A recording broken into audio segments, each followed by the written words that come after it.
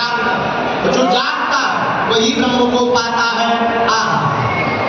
कल कथा में हमने सुनाया भगवान प्रकट कहां?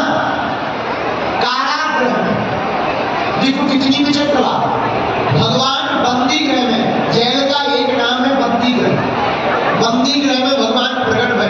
देखो तो जो दुनिया का बंधन खोलता वो अपने भक्त के पास आने के लिए स्वयं बंदी गृह में प्रकट हो।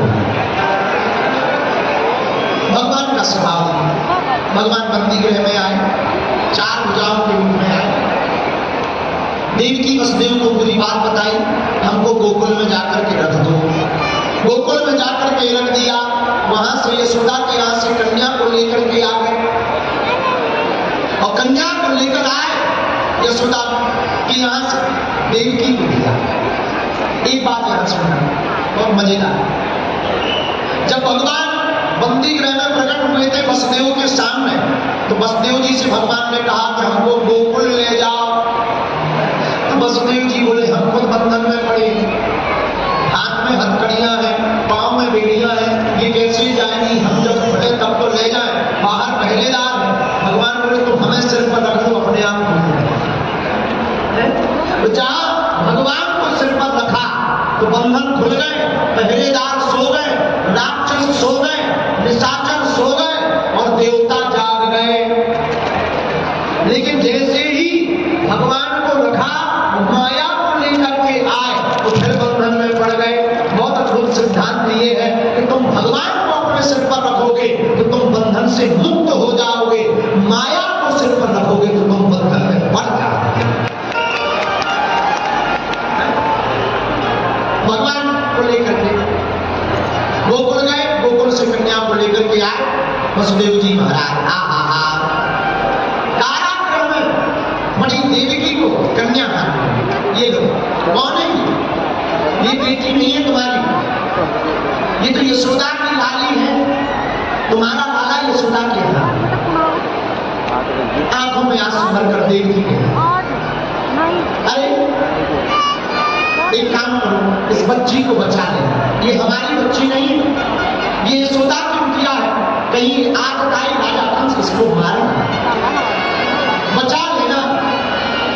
मेरे पागल बुरा मत मानना, बेटियां भार नहीं है, बेटियां तो इस देश का सिंगार है, बेटियां बोझ नहीं है, बेटियां श्रृंगार है। एक बार एक अमीर आदमी एक दूसरा व्यक्ति बगल में बैठा था, दोनों आपस में बात कर रहे थे। एक व्यक्ति बोला तुम्हें पता है हमारे घर पर एक भी बेटी नहीं है, 2 बेटे हैं। दूसरा बोला हमारे घर पर तो 9 बेटियां हैं। पर जब उसने कहा ठीक है 9 है कोई बात नहीं, लेकिन वो बोला हमारे घर पर भगवान की बड़ी कृपा केवल 2 बेटे हैं। एक छोटी बच्ची वहां खड़ी थी, दूसरी वाणी में बोली अंकल अंकल, बेटियां भिखारियों के घर पर पैदा नहीं होती।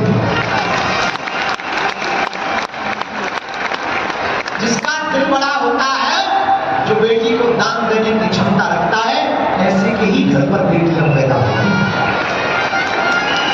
मेरे पागलों, भारत के लोगों, बेटियां इस देश के लिए भार नहीं है, बेटियां तो भारत का श्रृंगार है।